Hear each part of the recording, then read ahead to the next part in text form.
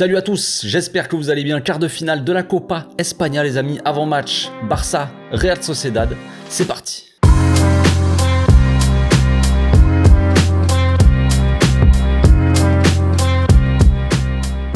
Au passage, n'hésitez pas à vous abonner, liker et commenter, c'est le meilleur moyen de me soutenir et ça fera plaisir à tonton. Le Barça enchaîne les amis, et oui, avec la Coupe d'Espagne cette fois-ci, donc on ne s'arrête pas, Là on va avoir des matchs tous les 3 jours pendant quelques semaines je pense. Après avoir difficilement battu Retafe à domicile ce week-end, on enchaîne avec un deuxième match à domicile. Nous qui n'avions pas joué à domicile déjà depuis le 31 décembre, je crois là, retour de trêve, on avait joué à domicile contre l'Espagnol de Barcelone, on se souvient un peu de ce match scandaleux, arbitré par Mateu Laoz. Et oui, évidemment, on connaît tous le gars. Et cette fois-ci, pour changer un petit peu, on va être arbitré par Gil Manzano. Donc là, ça va être vraiment génial. Si vous vous souvenez pas qui c'est ce fameux arbitre, mais je pense que tout le monde le connaît, c'est celui qui a expulsé Lewandowski et qui est suspendu dans 3 matchs Lewandowski, mais qui est de retour. Là, c'est la Coupe d'Espagne et il a même pas encore fini sa suspension il va rejouer avec le petit Gil Manzano. Donc Gil Manzano, hein, pour les stats, pour un peu le palmarès, j'ai envie de dire, c'est 10 cartons rouges en 33 matchs arbitrés pour le Barça. C'est magnifique, voilà. C'est un record évidemment. Hein. On est là pour battre des records aussi, les gars. Ça va dans tous les sens les records, c'est magnifique. Mis à part l'arbitrage, hein, on va pas parler d'arbitrage pendant tout le long. Mis à part ça, on peut s'attendre quand même à un beau match, je pense, de la part des deux équipes. Le Barça et la Real Sociedad, c'est des équipes qui jouent quand même très bien au football. C'est des équipes qui jouent peut-être le mieux de Liga. J'ai envie de dire en termes de football, frère, ça joue très bien. Il y a la Betis Séville aussi. Il y a quand même pas mal d'équipes en Liga où ça joue un petit peu. Ils mettent pas tous le bus non plus. Mais voilà, la Real Sociedad fait partie de ces petites équipes là qui sont assez proches de nous dans la philosophie, que ça soit au niveau du jeu ou même du centre de formation. De la formation, on sait que la Real Sociedad, ils forment pas mal de jeunes, de Basques, voilà, Zubimendi, tout ça, je connais pas tous les mecs formés non plus à la Real Sociedad, mais je sais que ça forme aussi pas mal. Ils ont un bon centre de formation. Donc ils ont quand même des bons joueurs de ballon, la Sociedad, évidemment. Il faudra faire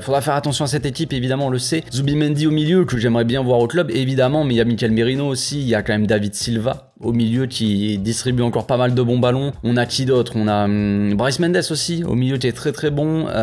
Kubo en attaque, évidemment. Après, il y a Sorloth aussi qui est assez dangereux. Il y a Oyarzabal qui est quand même de retour. Hein. Ça faisait longtemps qu'il était blessé. Ça faisait plus d'1 an, je crois, qu'il était blessé, ou 1 an. Et là, il commence à revenir petit à petit. Donc voilà, il y a des joueurs de ballon. Franchement, à la Sociedad, ça joue quand même très bien. Même en défense, c'est assez costaud. Ils ont le Normand qui est un des meilleurs défenseurs de Liga, il me semble. Donc c'est quand même pas mal, tu vois. Bref, vous l'avez compris, ça va être assez compliqué. Je pense qu'ils vont pas nous rendre la tâche facile. Pour une fois, quand même, ce qui va être bien, c'est qu'on va jouer contre une équipe qui propose quelque chose, qui joue au foot, qui sort peut-être un peu pressé, qui essaie de jouer aussi au ballon, tu vois, qui n'attend pas juste à mettre le bus derrière, et qui balance des ballons en contre-attaque. Ça sera pas ça. Donc, de jouer contre une équipe joueuse, déjà, ça fait, enfin, tu vois déjà un plus beau match de football, et même en termes de qualité de jeu, ben, le Barça, ça sera aussi meilleur, on va dire. Parce que si tu joues un match et en face, t'as une équipe qui ne joue pas au foot, bah le football est parfois dégueulasse. Donc dans le dernier match contre Retafe, on avait pu faire tourner, Xavi il avait pu faire souffler un petit peu Araujo, il avait fait souffler aussi Frenkie de Jong, évidemment. Les deux devraient faire normalement leur retour de le 11. Il avait fait souffler aussi à la mi-temps, il avait sortir Christensen qui avait ressenti une petite gêne musculaire, je crois, une petite gêne en tout cas, je sais pas si c'était musculaire ou pas, mais une petite gêne, donc par précaution, on avait fait sortir Christensen, on avait fait souffler aussi Baldé à la mi-temps. Donc voilà, on a quand même des gars qui ont pu un peu souffler. Bon, après Pedri Gavi, ils ont joué là ce week-end, mais ils avaient pu souffler en Coupe d'Espagne là, en milieu de semaine. Donc bon, voilà.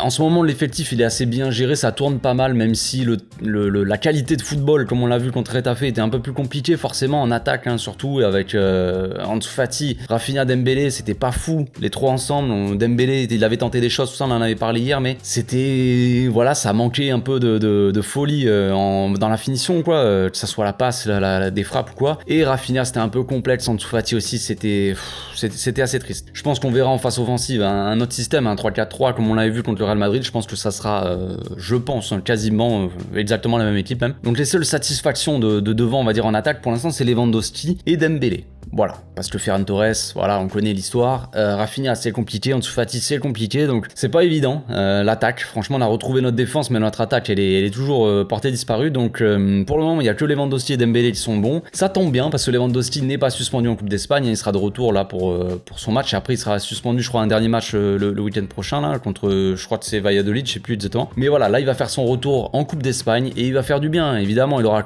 forcément un rôle assez important à jouer. Hein. Je veux dire, c'est Lewandowski, on sait le nombre de buts qu'il a mis. Il a mis, je sais plus exactement, 22 buts, je crois. C'est 22 buts. Donc voilà, on sait que niveau des buts, c'est un peu le seul à vraiment faire des différences. Concernant la forme des équipes, la Real Sociedad, ils sont plutôt bouillants en ce moment. Franchement, ils sont bouillants. Ils ont enchaîné 9 victoires d'affilée, donc c'est plutôt pas mal, dont une belle victoire dans le derby basque contre Bilbao, donc à domicile, je crois. Ils avaient giflé le Bilbao 3-1 avec un beau but de Kubo aussi, qui avait mis un petit pont sans contrôle comme ça, direct, et une frappe placée. C'était magnifique. Ils sont très en forme, la Real Sociedad. Va falloir faire attention à eux. Forcément, ça joue très bien, ça combine très bien tout ça. Va falloir faire attention au petit Kubo là, franchement, qui est très très chaud en ce moment. En plus, quand on regarde leur dernier match contre le Rayo Vallecano, ils se sont permis de faire tourner aussi. Ils se sont permis un peu de faire des rotations. Il y a Kubo qui a pas joué une seule minute.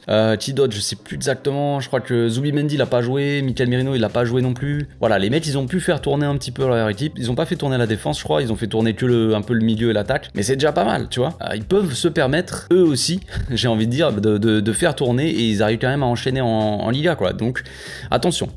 Côté stats, on peut voir que tu marques quand même 1,6 buts par match, donc c'est plutôt pas mal. Nous, on est quand même bien au-dessus, on est à 2,1 ou 2,7 buts par match, je m'en souviens plus exactement, mais c'est un peu plus de 2 buts par match. Eux, ils sont quand même à 1,6, ce qui est pas mal, et ils encaissent un but en moyenne par match. Donc voilà, c'est un peu moins, c'est moins bien que nous. Nous, en termes de défense, on est quand même, si je me trompe pas, on a la meilleure défense des 5 plus grands championnats. On a encaissé 6 buts en Liga, je crois, donc 6 buts. C'est plutôt sympa, en 17 matchs, les gars, 6 buts, c'est le meilleur début de championnat de l'histoire en termes de défense, en termes de buts pris, je veux dire, c'est le plus faible nombre de buts encaissés de l'histoire, je crois. Donc on est plutôt pas mal. Ça correspond aussi forcément avec la forme de nos défenseurs qui sont revenus de blessures, tout ça, qui sont quand même bien en forme. Koundé qui monte en puissance, qui est très bon, mais qui monte petit à petit quand même en puissance. Après sa Coupe du Monde, c'était un peu compliqué la reprise. Christensen qui est monstrueux, impérial, et Araujo, bien sûr, qui fait toujours autant de bien avec sa puissance, tout ça, voilà, forcément. Mais on a aussi gagné en maîtrise de balle dans les matchs. En fait, on maîtrise un peu plus le ballon, donc ça nous permet de moins subir aussi. Et ça, c'est une chose à noter. Donc, comme je l'ai dit pour la compo, on peut s'attendre à un retour du 3-4-3 en phase offensive, 4-3-3 avec donc Gavi en faux ailier qui rentre au milieu de terrain, comme on l'a vu dans le Classico en fait. Donc on va passer à la composition d'équipe, les amis, sans plus tarder. Iñaki Peña dans les cages, évidemment c'est la Coupe d'Espagne, donc retour d'Iñaki dans les cages. Forcément Ter Stegen n'est pas là, voilà, on sait que Ter Stegen est prime en ce moment, est à son prime, mais Iñaki, c'est comme ça, on fait tourner en Coupe d'Espagne. En défense à droite, je partirai donc avec Koundé. Il n'y a pas de surprise dans cette compo, les gars. C'est Koundé à droite, c'est Araujo, Christensen dans l'axe, et c'est évidemment Baldé à gauche. À voir si Araujo joue à droite ou dans l'axe, mais bon, peu importe, j'ai envie de dire, on est plutôt pas mal. Au milieu de terrain, je partirai avec Busquets, Frenkie et Pedrito. Et en attaque, je partirai avec Gavi à gauche, Lewandowski dans l'axe et Dembélé à droite. Donc pas de Rafinha évidemment, pas d'Ansu Fati non plus pour le moment. Voilà, on verra si les mecs rentrent ou si Ferran Torres va rentrer aussi, parce que franchement quand tu vois le niveau d'Ansu Fati, tu te dis tu fais rentrer Ferran Torres, à la limite c'est pareil quoi. Donc autant tenter peut-être des choses, j'en sais rien. Franchement j'en sais rien, je sais plus quoi faire avec cette attaque. Donc voilà, après il y a le milieu de terrain, bon Busquets, Frenkie, Pedri. C'est vrai qu'on aurait pu peut-être voir Kessié, mais je pense que on va garder cette maîtrise de balle, cette qualité de passe, tout ça qu'a Busquets. Il a quand même un meilleur jeu, une meilleure vista que Kessié quand même, c'est un peu sa spécialité, j'ai envie de dire. Donc voilà, ça avait très bien marché contre le Real Madrid, ça veut pas dire que ça va très bien marcher contre la Real Sociedad, hein, ça ne veut rien dire, mais c'est l'équipe qui me paraît la plus intéressante, celle qui a le plus de maîtrise, tu vois. Déjà le fait d'avoir 4 milieux comme ça, 3-4-3 avec un Baldé très offensif, qui aura le couloir pour lui, pour percuter, et qui aura pas un Dembélé, on va dire, ou un Rafinha dans les pattes, ça sera plus intéressant. Baldé, on le verra mieux, parce que le contre Retafe, c'était un peu plus compliqué. Après, voilà, je vais parler de l'animation, les gars, je vais sortir le tableau, attention. Donc pour le tableau, voilà, pour l'animation, un peu pour vous montrer ce que ça donne en mouvement. Donc là, j'ai fait les petits points rouges, je sais pas si vous voyez, c'est la formation qu'a la Real Sociedad. Dans la Real Sociedad, ils jouent en 4-1-2-1-2, quoi, on va dire. Donc 4-3-1-2, si tu préfères. Bon, bref, t'as compris. Là, la défense à 4. Là, il y a Zubimendi, là, il y a Mikel Merino, David Silva et Bryce Mendes. Et là, il y a Kubo Sorloth ou Kubo Oyarzabal. Bref, ça peut jouer comme ça. Ça peut jouer en 4-3-3 pour changer aussi, avec Oyarzabal sur un côté, Kubo sur un autre côté et Sorloth là. Hein, on sait pas. Mais c'est la compo qu'ils utilisent. Donc je me suis dit, on va rester comme ça. Donc en phase défensive, nous, là, il y aura Koundé ou Araujo, ça dépend, à voir. Araujo, Christensen, Baldé, Busquets, Pedri, Frenkie, Gavi, Lewandowski et le petit Dembous. Donc forcément là c'est en phase défensive, donc en phase défensive les mecs ils seront un peu plus bas, on va dire, tac, t'as compris, mais bon, c'est pour expliquer à peu près. En phase offensive, évidemment, l'animation, elle change. Donc là, on a un Gavi qui va rentrer dans l'axe, un Lewandowski en pointe, un Dembélé qui va manger le couloir, manger la ligne, comme d'habitude, tu connais. Là, on a un Pedrito qui va monter là, un Busquets qui va aller là, un Frenkie là, donc là, tac, et Baldé, il va prendre le couloir, frérot. Tac, tac, tac, t'as compris.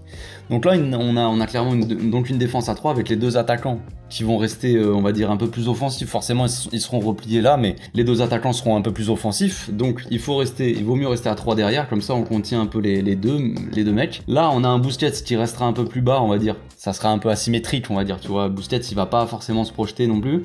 Busquets, il reste dans cette zone, là. Généralement, un Frenkie qui va avoir pas mal de mouvements, qui va bouger, frère, il va aller, il va bouger partout le Frenkie, mais tu connais, Frenkie il peut monter là et Gavi aller redescendre un petit peu, Frenkie prendre ça, bref, il va y avoir du mouvement entre les quatre milieux là, ça c'est clair qu'il va y avoir du mouvement. Un Baldé, comme je le disais tout à l'heure, qui aura la liberté de prendre le couloir parce qu'il sera pas pris par un ailier, ça sera à lui d'aller se projeter. Et là, si vous voyez bien, on a la supériorité. Donc je pense que de toute façon, les deux, il y en a un qui a disparu. Le milieu défensif et les deux là, ils vont redescendre quand même pas mal pour aider. Mais tu vois, quand tu as une défense à 4, c'est pour montrer par rapport à Retafe, tu vois. Quand on a une défense à 4 comme ça, t'as les deux ailiers qui prennent les latéraux, Lewandowski qui attire, on va dire, les deux là, et là, t'as les mecs, donc t'as forcément de la supériorité, tu vois. Donc va falloir qu'ils descendent, mais en fait, Frenkie va être utile, il est utile, généralement, quand il se projette. Et quand il élimine, quand il va éliminer un premier joueur, tu vois, il va casser une ligne, casser on va dire un pressing, tu vois, il va passer son joueur, il va y avoir le milieu défensif qui était là de base, qui s'est effacé, qui va devoir sortir sur lui, tu vois. Donc forcément, il sera plus sur Gavi, tu vois, par exemple, ou plus sur Pedri, tu vois. Donc forcément, il faut créer la supériorité aussi par sa projection, et ça, Frenkie peut très bien le faire. Busquets, il le fait par la passe, en une touche, son jeu rapide de passe, mais Frenkie le fait aussi par la passe, mais aussi par ses mouvements incessants, par ses courses, tout ça, son volume de jeu, quoi. Donc là, par rapport à Retafe, comme je disais, le Retafe, ils avaient une défense à 5, donc ça faisait 1, là, t'en avais 3 dans l'axe, et là. Donc forcément, quand on avait les mecs assez hauts, ça faisait on avait du 1 contre 1, quoi, à chaque fois.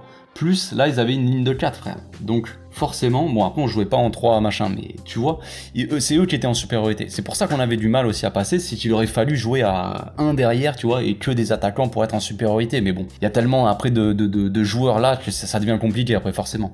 Et quand on a une défense à 4 comme ça, c'est assez pratique, ça nous donne un peu plus d'espace, parce que t'as les mecs, c'est pour ça que nos ailiers écartent autant, tu vois, sur les lignes. Lewandowski, qui est pas mal mobile aussi, qui peut revenir là, demander le ballon pour jouer en une touche pour dévier. Quand on le voit souvent, vous le verrez sûrement demain, ou je sais pas, on a l'occasion de le voir pendant les matchs. Quand t'as un joueur qui est là, tu vois, un Pedri ou un Gavi, peu importe, on va prendre Pedri. Là, il va y avoir Busquets qui va avoir le ballon, ou Frenkie, il va faire la passe à Lewandowski qui va venir chercher le ballon. Et Pedri, pendant que lui il va venir sur Lewandowski, Pedri il va aller dans son dos, tu vois. Et là en une touche il peut y aller, tu vois. Bref, c'est des circuits de passe un peu intéressants comme ça qu'on pourra voir peut-être contre la Real Sociedad, ou qu'on peut voir généralement contre d'autres équipes. Donc voilà, vous avez compris à peu près l'animation, les gars. Je pense que j'ai fait le tour de l'histoire. On se retrouve demain pour le débrief à chaud, les amis. D'ici là, portez-vous bien, passez une très bonne journée. Ciao.